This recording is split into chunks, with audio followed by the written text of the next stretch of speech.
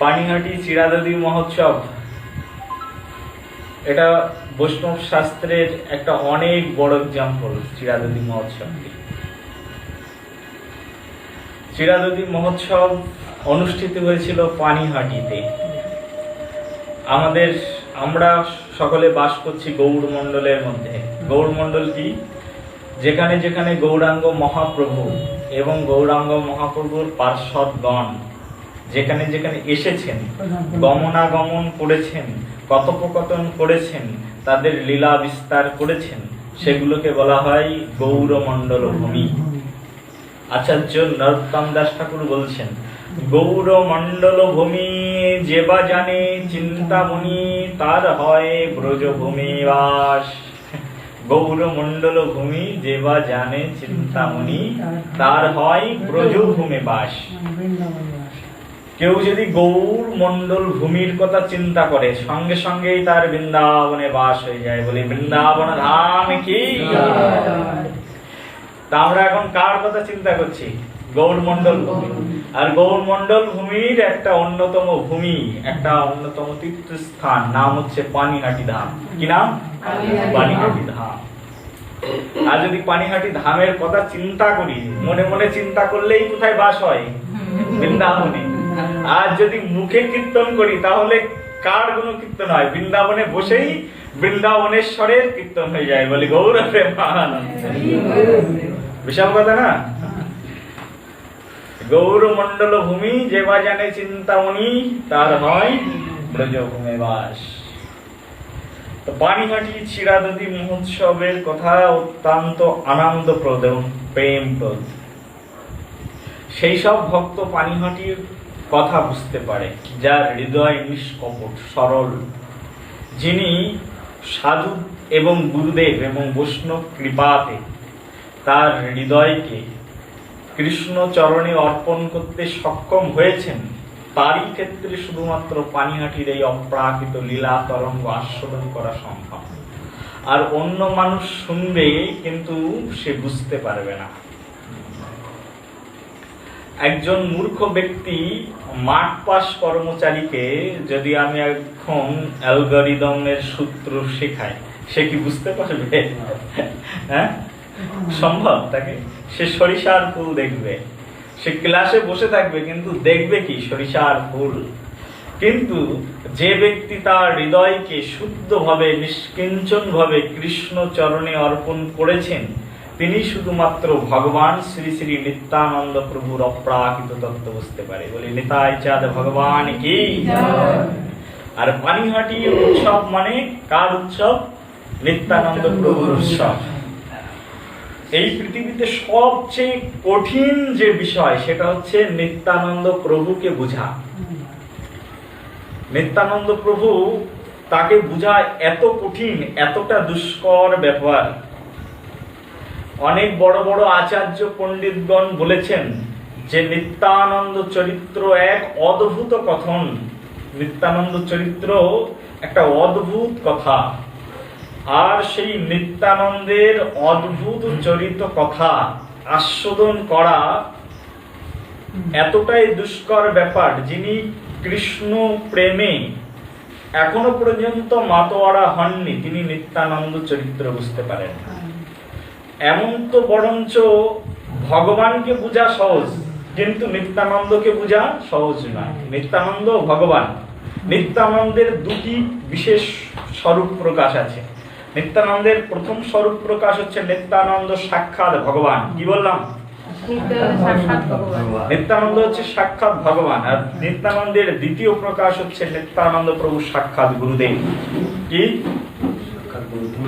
নিত্যানন্দ দুই ভাবে জগতে প্রকাশ করেন, এক গুরু রূপে আর এক ভগবান রূপে। সেই জন্য ভগবানকে বোঝা সহজ।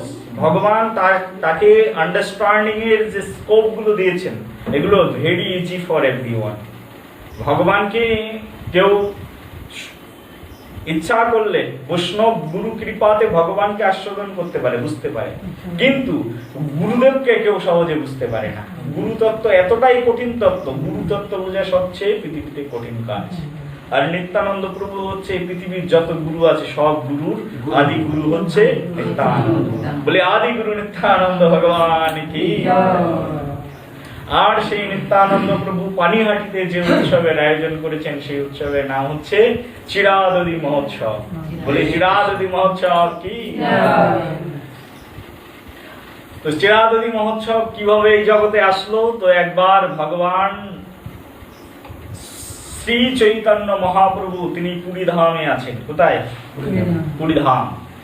মহাপ্রভু সন্ন্যাস নিয়েছেন কাটুয়া কাঞ্চন থেকে, নবদ্বীপ ছেড়ে দিয়ে চলে গেছেন, বিষ্ণুপ্রিয়াকে ছেড়ে দিয়ে চলে গেছেন, ছেড়ে দিয়ে গেছেন শচী মাতা, অগণিত নবদ্বীপের ভক্ত, শ্রীবাস ঠাকুরের শ্রী অঙ্গন, আর গঙ্গার তার গঙ্গা দেবীর সঙ্গে প্রাকৃত প্রেম সলিল বিহার সব কিছু ছেড়ে দিয়ে পতিত পাবন মহাপ্রভু সন্ন্যাস গ্রহণ করে অবস্থান করছেন। কোথায়? পুরী ধামে।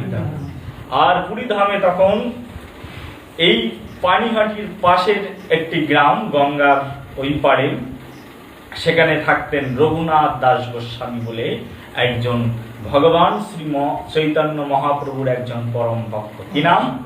রঘুনাথ দাস। এই রঘুনাথ দাস গোস্বামীর পিতার নাম ছিল হিরণ্য গোবর্ধন মজুমদার। হিরণ্য গোবর্ধন ছিলেন তৎকালীন সময়ের, সেই মহাপ্রভুর যুগের তৎকালীন সময়ের সবচেয়ে সুনামধন্য জমিদার। হিরণ্য গোবর্ধন মজুমদারের মাসিক ইনকাম ছিল 1 লক্ষ স্বর্ণ মুদ্রা। তৎকালীন সময়ের 1 লক্ষ স্বর্ণ মুদ্রা, তার মানে নরেন্দ্র মোদীর ছাপানো 2000 টাকার নোটের মতো নয়। তো স্বর্ণ মুদ্রা ইনকাম করতেন। এত অনেক বড় জমিদার ছিলেন রঘুনাথ দাস গোস্বামীর পিতা। কিন্তু রঘুনাথ দাস গোস্বামীর বড় পরিচয়, তার পিতা তো পৈতৃক সূত্রে সে জমিদার পরিবারের সন্তান, আর দ্বিতীয়ত রঘুনাথ দাস গোস্বামীর একটা স্ত্রী ছিল। চৈতন্য চরিতামৃতে বর্ণনা করা হচ্ছে রঘুনাথ দাস গোস্বামী যে স্ত্রী, তাকে দেখে স্বর্গের অপ্সরা পর্যন্ত লজ্জিত হয়ে যেত, এত সুন্দরী দেখতে ছিল। স্বর্গের অপ্সরা, যারা স্বর্গের নর্তকী, যারা নর্তন করেন, সকলকে বিমোহিত করেন, লুক লাইক এ কি অ্যাক্টর, হিরোইন, আমাদের বলিউড ইন্ডাস্ট্রির হিরোইনদের মতো, এখনকার যুগের সবচেয়ে বড় বড় সুন্দরী। আর স্বর্গের সবচেয়ে বড় সুন্দরী অপ্সরা, সেই অপ্সরারা পর্যন্ত এই রঘুনাথ দাস গোস্বামীর স্ত্রীকে দর্শন করে তারা লজ্জিত হয়ে যেত। তো এত সুন্দরী স্ত্রী ছিল রঘুনাথ দাস গোস্বামী। তো শাস্ত্রে বলা হচ্ছে রঘুনাথ দাস গোস্বামী অপ্সরার মতো স্ত্রী, আর যক্ষরাজ কুবেরের মতো ধন ঐশ্বর্য সবকিছু ছেড়ে দিয়ে মহাপ্রভুর কাছে চলে গেছে। সব ছেড়ে দিয়ে চলে গেছে, নতুন বিবাহিত স্ত্রী, আর যক্ষরাজ কুবেরের মতো সম্পদ। স্বর্গের সবচেয়ে ধনশালী ব্যক্তিকে বুঝতে পারছেন আমার কথা? বুঝতে পারলে কি বুঝতে পারছেন?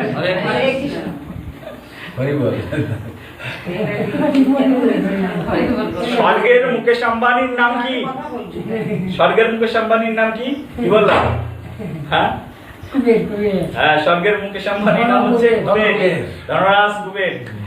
ধনরাজ কুবেরের মতো সম্পদ সবকিছু ছেড়ে দিয়ে চলে গেছে মহাপ্রভুর কাছে পুরী ধামে রঘুনাথ দাস গোস্বামী। আর পুরী ধামে মহাপ্রভুর কাছে চলে গিয়ে মহাপ্রভুর চরণে হাত জোড় করে বলছেন, প্রভু আমাকে কৃপা করে আপনার চরণে স্থান দিন, আমি সন্ন্যাস গ্রহণ করতে চাই, আমাকে কৃষ্ণ প্রেম প্রদান করুন। আগে তো আমার কৃষ্ণ প্রেম প্রয়োজন, আর কৃষ্ণ প্রেম প্রয়োজন সেই জন্য আমাকে সন্ন্যাস দিয়ে দিন, সব ত্যাগ করে চলে এসেছি। কে বলছেন এ কথা? রঘুনাথ দাস গোস্বামী। তখন রঘুনাথ দাস গোস্বামীর কথা শ্রবণ করে পতিত পাবন শ্রী চৈতন্য মহাপ্রভু বললেন, রঘুনাথ স্থির হইয়া গৃহে যাও, না হও বাতুল, ক্রমে ক্রমে পাবে তুমি ভব সিন্ধুকুল। কে বলছেন? মহাপ্রভু বলছে স্থির হও, গৃহে ফিরে যাও, না হও বাতুল, মন চঞ্চল করো না, গৃহে ফিরে যাও, ক্রমে ক্রমে পাবে তুমি ভব সিন্ধু কুল। ক্রমে ক্রমে, ডে বাই ডে, আস্তে আস্তে তুমি সাধন করতে করতে তারপরে সেই ভব সিন্ধু কুল পাবে। মহাপ্রভু ফিরিয়ে দিয়েছেন পুরী ধাম থেকে।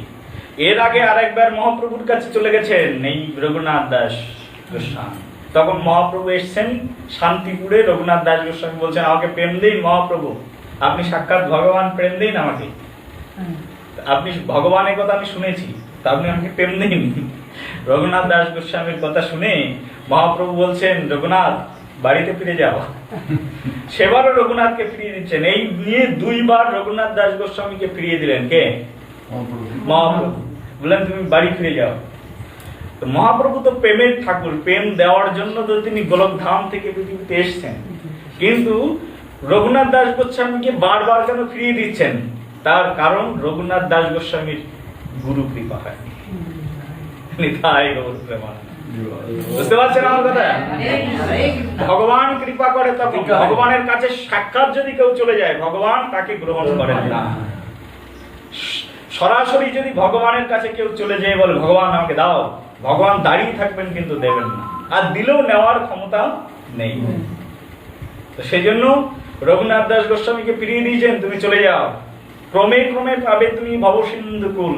ধীরে ধীরে পাবে, এত সহজে পাবে না। আমাকে পেতে গেলে আগে নিত্যানন্দকে পেতে হবে। আর যখন তুমি নিত্যানন্দ প্রভুর কৃপা পাবে, তখন আমি ভগবান কিনা তোমাকে আমাকে এসে প্রশ্ন করতে হবে না, তখন তুমি নিজেই জেনে যাবে ভগবান তত্ত্ব কি। যতক্ষণ পর্যন্ত না নিত্যানন্দ প্রভুর কৃপা না হবে, ততক্ষণ পর্যন্ত তুমি আমাকে জানতে পারবে না। কারণ নিত্যানন্দ তো এক ভগবান, আর দ্বিতীয় হচ্ছে নিত্যানন্দ গুরুদেব, তিনি আদি গুরু তত্ত্ব। তখন পুরী ধাম থেকে তো ফিরে এসছেন সেকেন্ড বার, ফিরে এসে বাড়িতে অবস্থান করছেন। আর নিত্যানন্দ প্রভু এই বঙ্গদেশে তখন প্রচার করছেন। এই বঙ্গদেশে কে প্রচার করেছেন? নিত্যানন্দ প্রভু প্রচার করেছেন বঙ্গদেশে। তো বঙ্গদেশে নিত্যানন্দ প্রভু প্রচার করছেন, বিভিন্ন গ্রামে বিভিন্ন জেলাতে নিত্যানন্দ প্রভু হাঁটছেন, বিভিন্ন স্থানে যাচ্ছেন। আর বিভিন্ন স্থানে যেতে যেতে নিত্যানন্দ প্রভু তখন এসে উপস্থিত হয়েছেন। নিত্যানন্দ প্রভু যখন যেতেন ভক্তবৃন্দ সঙ্গে করে নিয়ে, তো শাস্ত্র বলছে নিত্যানন্দ প্রভুর সঙ্গে লক্ষ লক্ষ ভক্ত নিত্যানন্দ প্রভুর সঙ্গে যেতেন। তো নিত্যানন্দ প্রভুর এরকম পাওয়ার ছিল। আমরা এখানে শোভাযাত্রা সংকীর্তন করি, তো কত ভক্ত যায় আমাদের সঙ্গে? 100 ভক্ত যায় বড় অনুষ্ঠান করলে, 200 ভক্ত যায়, 1000 ভক্ত যায়। কিন্তু নিত্যানন্দ প্রভুর শুদ্ধতার প্রভাবে, যদি মনে করুন এখানে আলো জ্বলছে, আর যত পোকামাকড় সব আলোর প্রতি আকর্ষিত হয়ে এসে আলোর কাছে এসে জমা হয় না, হয় না? যদি এখানে একটা চম্বুক লাগানো থাকে, এখানে একটা চম্বুক লাগালাম, আশেপাশে যত লৌহ বস্তু আছে সব চম্বুক আকর্ষণ করবে না, করবে না? নিত্যানন্দ প্রভুর হৃদয় কৃষ্ণ প্রেমে এতটাই পরিপূর্ণ ছিল, মহাপ্রভুর দেওয়া সেই প্রেম ভক্তিতে তার হৃদয় এত বেশি সরস থাকতো। নিত্যানন্দ প্রভুর কৃপা পাওয়ার জন্য লক্ষ লক্ষ মানুষ নিত্যানন্দ প্রভুর পিছনে যেতেন। আর নিত্যানন্দ প্রভুর পিছনে যখন লক্ষ লক্ষ মানুষ যেতেন, তখন তাদের খাওয়ার কথা মনে থাকতো না, তাদের ঘুমানোর কথা মনে থাকতো না, তৃষ্ণা ভুলে যেত, এবং তাদের পেটের যে ক্ষুধা, সেই ক্ষুধা পর্যন্ত তাদের নিবৃত হয়ে যেত। কার কৃপাতে? নিত্যানন্দ প্রভুর কৃপাতে। তো নিত্যানন্দ প্রভুর হৃদয় এতটাই কৃপায় পরিপূর্ণ ছিল, এতটাই করুণায় পরিপূর্ণ ছিল। তো সেই জন্য শ্রীপাদ নিত্যানন্দ প্রভু একবার তিনি লক্ষ লক্ষ ভক্ত নিয়ে হাঁটতে হাঁটতে তিনি পানিহাটি ধাম এসে উপস্থিত হয়েছেন। কোথায় এসে উপস্থিত হয়েছেন? পানিহাটি ধাম। আর শ্রীপাদ নিত্যানন্দ প্রভু যখন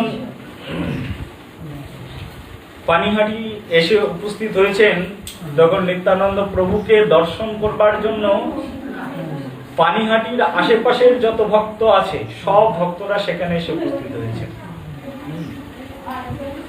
তো নিত্যানন্দ প্রভু সেই অনুষ্ঠানে সবাই এসে উপস্থিত হয়েছেন নিত্যানন্দ প্রভুকে দর্শন করবার জন্য। সেখানে এসে উপস্থিত হয়েছেন রঘুনাথ দাস গোস্বামী, গঙ্গা সাঁতরে চলে এসেছেন। কে? রঘুনাথ দাস গোস্বামী চলে এসেছেন। রঘুনাথ দাস গোস্বামী যখন এসছেন তখন তো হাজার হাজার লক্ষ লক্ষ ভক্ত নিত্যানন্দ প্রভু, তার মাঝখানে যে গাছটা আছে, পানিহাটি যাবেন ওখানে একটা দেখবেন গাছ আছে, ওই গাছের নিচে নিত্যানন্দ প্রভু বসে আছেন, গাছের ঢিবির উপরে, ওখানে মাটি দেওয়া ছিল গাছের পাশে, তো সেখানে বসে আছে। আর নিত্যানন্দ প্রভু ঘিরে সেখানে অসংখ্য ভক্ত সেখানে বসে আছে। নিত্যানন্দ প্রভুকে দর্শন করছেন, কেউ নিত্যানন্দ প্রভুকে দর্শন করছেন আর কাঁদছেন, কেউ নিত্যানন্দ প্রভুকে দর্শন করছেন প্রেমে বিগলিত হচ্ছেন, নিত্যানন্দ প্রভুকে দর্শন করে কেউ বা গড়াগড়ি খাচ্ছেন। এক একজন মানুষের এক এক রকম ভাব নিত্যানন্দ ভগবানকে দর্শন করে। আর সেখানে সবার পিছনে এসে দেখছেন দূর থেকে, কে দেখছেন? রঘুনাথ দাস গোস্বামী। আর রঘুনাথ দাস গোস্বামী যখন দূর থেকে নিত্যানন্দ প্রভুকে দেখছেন, আর রঘুনাথ দাস গোস্বামী জানেন যে মহাপ্রভুর সবচেয়ে কাছের ব্যক্তি হচ্ছেন নিত্যানন্দ ভগবান, তিনি আদি গুরু তত্ত্ব সবকিছু জানেন রঘুনাথ দাস গোস্বামী। আর পিছন থেকে রঘুনাথ দাস গোস্বামী এসে নিত্যানন্দ প্রভুকে অনেক ভক্তের পিছন থেকে গিয়ে এরকম প্রণাম নিবেদন করেছেন। আর যখন নিত্যানন্দ প্রভুকে গিয়ে প্রণাম নিবেদন করেছেন সেই রঘুনাথ দাস গোস্বামী, তখন এক ভক্ত নিত্যানন্দ প্রভুকে বলছেন, প্রভু দেখো রঘুনাথ দাস জমিদারের পুত্র, সে এসে প্রণাম করছে তোমাকে। তখন নিত্যানন্দ প্রভু সেই রঘুনাথ দাসকে দর্শন করে বলছেন, এই চোর এদিকে এসো। আর নিত্যানন্দ প্রভু সবার মাঝখানে রঘুনাথ দাস গোস্বামীর নাম দিলেন কি? চোর। তো তখন বলছেন, চোর তুমি এদিকে এসো। তখন চোর তখন দৌড়াতে দৌড়াতে এসছে, নিত্যানন্দ প্রভু চরণে এসে হুপড়ি গিয়ে পড়েছেন, নিত্যানন্দ প্রভু পা জড়িয়ে ধরেছেন। নিত্যানন্দ প্রভু বলছেন, আজই চোর তোমারে দিমু দণ্ডন। হে চোর, তোমাকে আজ আমি একটা দণ্ড প্রদান করব। কি দণ্ড? তো নিত্যানন্দ প্রভু বলছে, তোমার দণ্ড হচ্ছে এই, আমার এখানে যত ভক্ত আছে সব ভক্তকে তোমাকে আজ চিরাদধি খাওয়াতে হবে। রঘুনাথ দাস গোস্বামী কি বললেন? যে যত ভক্ত আমার এখানে এসছে আজকে, তো সবাইকে চিরাদধি খাওয়াতে হবে। তখন রঘুনাথ দাস গোস্বামী তো আনন্দ পেলেন। একজন জমিদারের পুত্র, বাবার ইনকাম কত? হ্যাঁ, মাসে 1 লক্ষ স্বর্ণ মুদ্রা। বাবার নাম কি বললাম? হিরণ্য গোবর্ধন মজুমদার। তো তার পক্ষে কি কোনো কঠিন কাজ লক্ষ মানুষকে খাওয়ানো? নিত্যানন্দ প্রভু বোঝেন কাকে কোন দণ্ড দেওয়া যায়। তো সেই জন্য এই উৎসবের নাম হচ্ছে দণ্ড মহোৎসব। কি উৎসব? দণ্ড মহোৎসব। দণ্ড কি? যে তোমাকে সবাইকে খাওয়াতে হবে। এইটাই হচ্ছে বৈষ্ণবের কৃপা, এটা হচ্ছে গুরুদেবের কৃপা। রঘুনাথ দাস গোস্বামী মহাপ্রভুর কাছে সাক্ষাৎ ভগবানের কাছে কতবার গেছেন এর আগে? দুবার ভগবানের কাছে গেছেন, কিন্তু ভগবান কিন্তু তাকে ফিরিয়ে দিয়েছেন, তুমি বাড়িতে ফিরে যাও, স্থির হয়ে গৃহে যাও, না হও বাতুল, ক্রমে ক্রমে পাবে তুমি ভব সিন্ধু তুল। তুমি বাড়িতে ফিরে যাও, তোমার কৃপা হবে না। কিন্তু যখন সাক্ষাৎ গুরু তত্ত্ব নিত্যানন্দ প্রভুর কাছে এসেছেন, তখন নিত্যানন্দ প্রভু বললেন যে তুমি সবাইকে বৈষ্ণব সেবা দাও। আর বৈষ্ণব সেবা মানে কি? বৈষ্ণব সেবা দিলে একজন মানুষের মধ্যে যত প্রকারের তার কুটিলতা আছে, তার হৃদয়ে যত ধরনের দোষ আছে, সব দোষ কিসে খণ্ডন হয়? বৈষ্ণব সেবায় তার হৃদয়ের সকল দোষ খণ্ডন হয়ে যায়। যদি আপনার কোনো অপরাধ হয়, তো সেই অপরাধ মোচন করবার জন্য আপনার কর্তব্য হচ্ছে বৈষ্ণব সেবা দেওয়া। একবার বৃন্দাবনে রূপ গোস্বামী ভজন করতেন। রূপ গোস্বামী একবার বসে বসে ভজন করছেন। কোথায়? শ্রীধাম বৃন্দাবনে। বৃন্দাবনে ভজন করছেন রূপ গোস্বামী। তো রূপ গোস্বামী এরকম চোখ বুজেছেন, চোখ বুজে দেখছেন রাধারানী কে কৃষ্ণ জড়িয়ে ধরেছেন, আর রাধারানী উপরে উঠে গেছেন। কৃষ্ণ রাধারানীকে জড়িয়ে ধরে উপরে উঠিয়েছেন, আর রাধারানী গাছে একটা সুন্দর ফল আপেল, সেই আপেলটি পাড়ছে। আর যেই আপেলটা রাধারানী হাতের মধ্যে আসবে, যেই রাধারানী ধরতে যাবে, আর সেই কৃষ্ণ ছেড়ে দিয়েছেন রাধারানীকে। আপেলও পাড়া হলো না, রাধারানী টপ করে একদম নিচে এসে পড়লো। আর রাধারানী যখন নিচে এসে পড়েছে তখন রাধারানী খুব ব্যথা অনুভব করছেন। তখন রাধারানী একটা এইরকম বড় ডান্ডা নিয়ে বলছেন তোমাকে আমি দেখাবো। আর তখন এই দেখে হেসে ফেলেছেন কে? রূপ গোস্বামী পাদ। আর ওই পথ দিয়ে হেঁটে যাচ্ছিলেন অষ্টবক্র মুনি, যার 8 অঙ্গ বাঁকা। 8 অঙ্গ বাঁকা অষ্টবক্র মুনি ভাবছেন, আরে আমাকে দেখে তুমি হাসলে,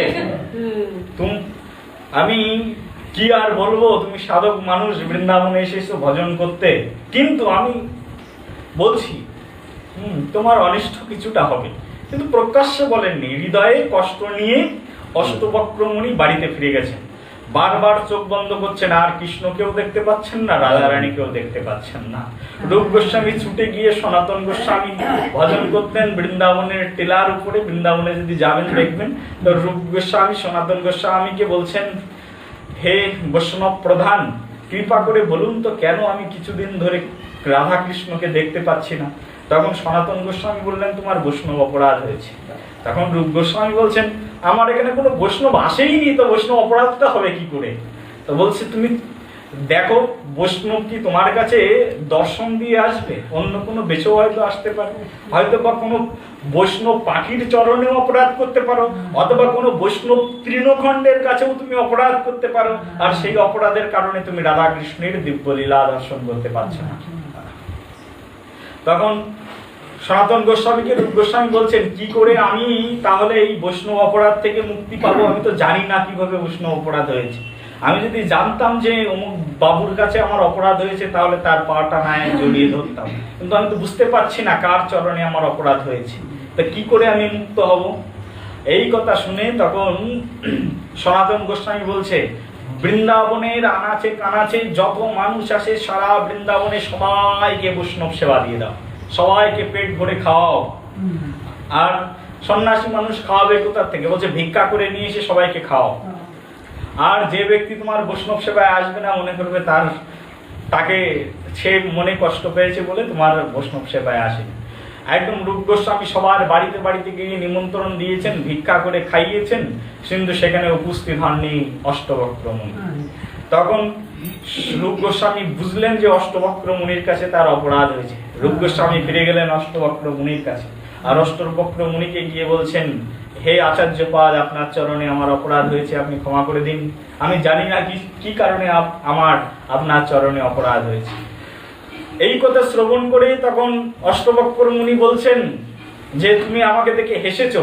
তখন রূপ গোস্বামী বললেন, দেখেন আচার্যপাদ, আপনাকে দেখে আমি হাসিনি। আমি তো যখন সাধনায় মগ্ন ছিলাম, আমি তো দেখছিলাম কৃষ্ণকে, আমি তো রাধারানীকে দেখছিলাম, আমি তো আপনাকে দেখিনি।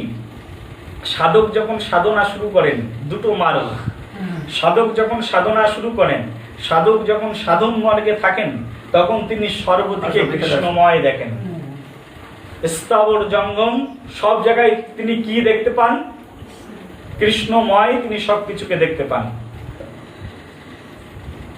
তো তখন রূপ গোস্বামী পাদ অষ্টবক্র মুনিকে বলছেন যে, প্রভু, হে আচার্যপাদ, আমি তো আপনাকে দর্শন করে হাসিনি, কারণ আমি সাধন জগতে ছিলাম। আর যখন একজন মানুষ সাধন জগতে থাকে, সে সাধনায় যখন সে অবস্থিত থাকে, সে অন্য কিছুর প্রতি আর দৃষ্টি নিক্ষেপণ করতে পারে না। সাধনা হচ্ছে এমন বস্তু। তো সাধনা সম্পর্কে দেখুন একটা জাগতিক এক্সাম্পল আছে, বলবো? হ্যাঁ, নিশ্চয়ই বলতে। তো জাগতিক একটা এক্সাম্পল, একজন সাধক কেমন হবে, তো সেই প্রসঙ্গে বলা হচ্ছে এরকম, লাইলি মজনুর প্রেম কাহিনী তো শুনেছি আমরা কম বেশি, নাকি? হ্যাঁ। তো মজনুর প্রেমে লাইলি একবার এমন মাতোয়ারা হয়ে গেছে, মজনু যখন তাকে ডেকেছে, লাইলি তখন সেখান থেকে দৌড়াতে দৌড়াতে রাজমহল পরিত্যাগ করে আসছে। আর এমন করে দৌড়াচ্ছে, সে অন্য কোনো দিকে তাকাচ্ছে না। সেখানে একজন ব্যক্তি বসে বসে নামাজ পড়ছিল। সে নামাজ পড়ছে, উঠছে, কখনো বা বসছে। আর যখন সে নামাজ পড়ছে, তো সে নামাজ পড়া অবস্থায় সে যখন বসে পড়েছে, তখন তার গায়ের উপর দিয়ে পা দিয়ে লাইলি দৌড়াতে দৌড়াতে প্রেমিকের কাছে চলে এসছে। তখন এই দেখে সেই মুসলিম মাওলানা সে লাইলির পিছন পিছন ছুটতে এসছে। হ্যাঁ, তুমি রাজকন্যা, একজন পণ্ডিত ব্যক্তি হয়ে তুমি আমার পিঠের উপর দিয়ে পা চড়িয়ে চলে আসলে। তখন লাইলি বলছে, আমি তো আপনার পিঠের উপরে পা দিইনি, কারণ লাইলি জানেই না যে তার পিঠের উপরে পা দিয়ে চলে এসছে। তখন বলছে, তুমি দেখোনি আমাকে, তুমি আমার পিঠের উপরে পা দিয়ে চলে এসছো, তোমাকে এর বিচার তোমাকে নিতেই হবে, তোমার জন্য বিচারের এজলাস বসবে। তখন লাইলি বলছে, হে সাধক বর, আপনাকে আমি একটা প্রশ্ন করব। তা বলছে, করুন। তখন বলছেন যে দেখুন, আমি এই জগতের ক্ষুদ্র একটা প্রাণী, আমার প্রেমিক, তার প্রেমে এত উন্মাদ ছিলাম আমি আপনাকে দেখতে পাই, আর আপনি সেই পরম প্রভু তার প্রেমে উন্মাদ আছেন, আপনার পিঠের উপরে কে পা দিল আর না দিল সেটা আপনি দেখতে পেলেন কি করে? হরে কৃষ্ণ, হরে কৃষ্ণ। সাধারণ কথা। তো সাধকের সাধনা হচ্ছে এরকম, সাধক যখন সাধনা করবে সে অন্য কোনো দিকে আর তাকাবে না। বাইরের লোক যারা সাধন জগতে নেই সে অনেক কিছু দেখবে, কিন্তু যিনি সাধক তিনি অন্য কিছু দেখতে পারেন না। আর যিনি সাধনার মার্গই বোঝেন না তিনি শুধু মানুষের সমালোচনা আর নিন্দাটাই দেখতে পারেন। তখন এই রূপ গোস্বামী পাদ সুন্দর করে বুঝিয়ে বলছেন, কাকে? অষ্টাবক্র বলছেন, মণিবর, আমি প্রকৃতপক্ষে আপনাকে দেখতে পাইনি, আমি রাধাকৃষ্ণের দিব্য যুগল লীলা দেখছিলাম, আপনি কৃপা করে আমার অনুষ্ঠানে এসে আমাকে কৃতার্থ করুন আমার বৈষ্ণব সেবায়। তখন তার সেই বৈষ্ণব সেবা থেকে সে নিষ্কৃতি পেল। আর বৈষ্ণব সেবা মানে জাস্ট বৈষ্ণব সেবা মানে ডাইরেক্ট কৃপা, ডাইরেক্ট মার্সি টু লর্ড, ভগবানের ডাইরেক্ট কৃপা প্রাপ্তি। তখন রঘুনাথ দাস গোস্বামীকে নিত্যানন্দ ভগবান সাক্ষাৎ এই দণ্ড দিলেন। কি দণ্ড দিলেন? যে এখানে যত মানুষ আছে, যত ভক্ত আছে, সবাইকে কি করাতে হবে? চিরাদধি মহোৎসব করতে হবে, সবাইকে চিরাদধি খাওয়াতে হবে। তখন রঘুনাথ দাস গোস্বামী খুব আনন্দিত হলেন যে আমি আজকে বৈষ্ণব সেবার সুযোগ পেয়েছি। তখন রঘুনাথ দাস গোস্বামী বাড়িতে ফিরে গেলেন, আর বাড়িতে ফিরে গিয়ে সব রঘুনাথ দাস গোস্বামীর যত চাকর বাকর ছিল সব চাকর বাকরকে বললেন, সবাই মাথায় করে ঝুড়ি ভর্তি করে চিড়ে, দই আর মন্ডা মিঠাই নিয়ে সবাই চলো নিত্যানন্দ প্রভুর সেই অনুষ্ঠানে গিয়ে আমাদেরকে অংশগ্রহণ করতে হবে। তখন সেই নিত্যানন্দ প্রভুর অনুষ্ঠানে সব ভক্তদেরকে সেই রঘুনাথ দাস গোস্বামী চিড়া দধি খাওয়ালেন, গঙ্গার জলে চিড়া ভিজালেন, পানিহাটির গঙ্গার জলে। আর তিনি বড় বড় বলা হয়েছে কলসিতে করে তিনি দুধ বহন করে এনেছেন। হ্যাঁ, তো লক্ষ গাভী ছিল তার গৃহে, সেই গাভীর সব দুধ নিয়ে এসে সেই দুধ দিয়ে চিড়ে ভিজিয়েছেন। আর পুরো গঙ্গা তখন সেই চিড়ে আর দুধের স্বাদে গঙ্গা পুরো দুগ্ধময় হয়ে গেছে। হাজার লক্ষ ভক্তকে চিড়া দধি খাওয়ানো আর দুধ দিয়ে চিড়া ভিজানো সাধারণ কথা? তার মধ্যে আরো মিষ্টি মিঠাই কত কিছু তিনি বানিয়ে নিয়ে এসছেন, আর সব মানুষকে তিনি সেই চিড়া দধি খাওয়ালেন। তখন চিড়া দধি মহোৎসবের যখন আয়োজন হলো, নিত্যানন্দ প্রভু তখন সবাইকে নিয়ে সেখানে বসলেন আর ভাবলেন, এই চিড়া দধির উৎসব আমি একাকী করে খাবো। তো ভগবান যিনি সাক্ষাৎ তিনি তো মহাপ্রভু, তাকে না দিয়ে খাবো কি করে? নিত্যানন্দ প্রভু তো একা খান না। তখন বললেন, মহাপ্রভু তো এখন পুরী ধামে আছেন, তো আমি এখন মহাপ্রভুকে কোথায় পাই? তখন সবাইকে বললেন, পরপর 7টা সুন্দর পাত্র সাজাও, মালসা তৈরি করো, আর 7টা মৃৎ পাত্রে সুন্দর করে সাজালেন। সাজিয়ে চিড়া, দই, মাখন, খই, মিষ্টি সব মন্ডা মিঠাই একত্রিত করে সেই পানিহাটিতে তিনি তখন ভোগ অর্পণ করলেন। এবং তিনি নিজে বসলেন একটা আসনে, আর পাশে আর একটা আসন দিলেন, সেই আসনটা হচ্ছে মহাপ্রভুর জন্য। সব ভক্তরা বলছেন, প্রভু আপনি তো একা পাশের আসনটি কাকে দিয়েছেন? বলছে, আমার যিনি প্রভু, তোমার যিনি প্রভু, সেই মহাপ্রভু তার জন্য আসনটি দিয়েছে। তো বলছে, মহাপ্রভু তো পুরী ধামে আছেন, এখানে আসবেন কি করে? বলছে, যারা রসিক ভক্ত, মার্মিক ভক্ত, তারা দেখবে কি করে আসবে। তখন মহাপ্রভুর জন্য আসন পেতেছেন, আর নিত্যানন্দ প্রভু তখন মহাপ্রভুকে আমন্ত্রণ জানিয়েছেন। মহাপ্রভু সাক্ষাৎ পুরীধাম থেকে সেই পানিহাটিতে সেই আসনের উপরে এসে বসে পড়েছেন। নেতাই গৌর প্রেমানন্দে। কে এসে উপস্থিত হয়েছেন সেখানে? সাক্ষাৎ মহাপ্রভু এসে উপস্থিত হয়েছেন। আর সাক্ষাৎ মহাপ্রভু যখন সেই অনুষ্ঠানে এসে উপস্থিত হয়েছেন, তখন নিত্যানন্দ প্রভু সেই মহাপ্রভুকে বসিয়ে নিত্যানন্দ প্রভু তখন মেখে, সুন্দর করে মেখে নিত্যানন্দ প্রভু মহাপ্রভুর মুখে ধরছেন। মহাপ্রভু পরমানন্দে ভক্ষণ করছেন, আর মহাপ্রভু মেখে সেই মুখের উচ্ছিষ্ট প্রসাদ কখনো কখনো বা নিত্যানন্দ প্রভুকে দিচ্ছেন। পরমানন্দে দুই ভাই আজ ভোজন করছেন, কিন্তু সেখানকার যারা মার্মিক রসিক ও প্রেমিক ভক্ত ছিল তারা শুধু মহাপ্রভুকে দর্শন করতে পারলেন। আর সেখানে তো লক্ষ মানুষ আছে, সবাই দেখছেন নিত্যানন্দ প্রভু এইরকম করে ধরছেন আর হাতের খাবার হা হয়ে যাচ্ছে, হাতের খাবার আর থাকছে না। আবার দেখছেন যে ওই দিক থেকে কেউ নিত্যানন্দ প্রভুর মুখে খাবার ধরছেন, কিন্তু হাতটা দেখতে পাচ্ছেন না, কিন্তু দেখছে শূন্যে খাবার ভেসে নিত্যানন্দ প্রভুর মুখের মধ্যে ঢুকে যাচ্ছে। যিনি যেমন তিনি দেখে তেমন, যিনি ভক্ত তিনি দেখছেন ভগবানকে, যিনি অভক্ত তিনি দেখতে পাচ্ছেন না কাউকে। ভক্ত কাকে দেখতে পাচ্ছেন? ভক্ত ভগবানকে দেখতে পাচ্ছেন, কিন্তু যিনি অভক্ত, অভক্তের অন্নে প্রভু ফিরে নাহি চাই, আর ভক্তের অন্ন প্রভু কারি কারি খায়। ভক্তের দেওয়া অর্ঘ্য ভগবান পরমানন্দে কেড়ে কেড়ে খান। বিদুরের ঘরে গিয়ে ভগবান চেয়ে কলার খুসা খেয়ে চলে এসছেন, কিন্তু দুর্যোধনের ঘরের রাজভোগ তিনি গ্রহণ করেননি। সেই জন্য ভগবান অভক্তের অন্নে প্রভু ফিরে নাহি চান। সেজন্য যিনি ভক্ত তিনি শুধু ভগবানকে বুঝতে পারেন, অভক্ত যিনি তিনি ভগবানকে বুঝতে পারেন না। যার হৃদয়ে ভক্তি আছে, প্রেম আছে, প্রেম ভক্তির অঙ্কুর বিকাশিত হয়েছে, সাধুগুরু বৈষ্ণবের কৃপা হয়েছে, তিনি শুধুমাত্র ভগবানের এই অপ্রাকৃত চরিত তত্ত্ব মাধুরী বুঝতে পারে, অন্য কেউ বুঝতে পারে না। বুঝাতে পারছি কি? হরে কৃষ্ণ। বুঝতে পারছেন কি? তো নিত্যানন্দ প্রভু তখন সেই মহাপ্রভুকে খাওয়ালেন, মহাপ্রভু নিত্যানন্দ প্রভুকে খাওয়ালেন, আর সেই উচ্ছিষ্ট প্রসাদ আর সব ভক্তবৃন্দ সেই পানিহাটি ধামে বসে খেলেন।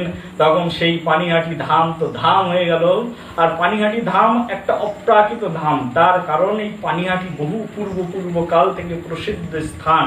কারণ এই পানিহাটির আরেকটি প্রসিদ্ধ মহিমা আছে। পানিহাটিতে যদি কেউ আমার সঙ্গে যাবেন তাহলে বুঝতে পারবেন, একা গেলে বুঝতে পারবেন না, অথবা কোনো সাধুর সঙ্গে গেলে বুঝতে পারবেন। এই পানিহাটি ধামে একটা ভবন আছে, যে ভবনের নাম হচ্ছে রাঘব ভবন। কি নাম? রাঘব ভবন। তো মহাপ্রভু বলছেন, আমি তিনটে স্থান ছেড়ে কখনো কোনো দিনের জন্য, 1 মিনিটের জন্য, 1 সেকেন্ডের জন্য, 1 নিমিষের জন্য আমি যাই না। তিনটে স্থান ছেড়ে। কয়টা স্থান? জোরে বলুন, কয়টা? তিনটে স্থান ছেড়ে মহাপ্রভু কখনো কোনো দিনের জন্য যান না। তিনটে স্থানে সাক্ষাৎ ভগবান মহাপ্রভু নিত্য অল টাইম তিনি সেখানে অবস্থান করছেন। আর সেই তিনটে স্থান কি কি? তিনটে স্থান মহাপ্রভু বলছেন, আমি তিনটে স্থানে সব সময় থাকি। আমার সঙ্গে সে মুখস্থ করুন সেই তিনটি স্থান কি। এক হচ্ছে শচীর রন্ধনে। কি বললাম? জোরে বলুন, কি? এক হচ্ছে শচীর রন্ধনে। শচী মা যখন রান্না করেন, মহাপ্রভু সেই রান্নার মধ্যে থাকেন। নিতাই গৌর প্রেমানন্দে। আর দ্বিতীয়টি হচ্ছে নিত্যানন্দের নর্তনে। কীর্তন করে নিত্যানন্দ যখন নাচেন, মহাপ্রভু সেখানে থাকেন। দ্বিতীয়টা কি? নিত্যানন্দ নর্তনী। নিত্যানন্দ কি? নর্তনী। নিত্যানন্দ যখন নৃত্য করেন সেজন্য ইস্কনের ভক্তরা দেখেন সবাইকে বলবে, ডিস্কো ড্যান্স ছেড়ে দাও, নিতাই গৌড়ের মতো দুহাত তুলে তুলে নাচো। কেউ তো হরি নামে ডিস্কো ড্যান্স করে, আর ইস্কনের ভক্তরা হরি নামে দুহাত তুলে গৌর নিতাইয়ের মতো নৃত্য করে। কারণ নিত্যানন্দ প্রভুর নর্তনের মধ্যে কে থাকেন? সাক্ষাৎ ভগবান থাকেন। ভগবান মহাপ্রভু বলছেন, আমি নিত্যানন্দ নর্তনে থাকি, আর শচী মায়ের রন্ধনে থাকি, আর রাঘব ভবনে থাকি। কোথায় থাকি? রাঘব ভবনে। কোথায়? রাঘব ভবন, তার মানে রাঘব ঠাকুরের বাড়িতে।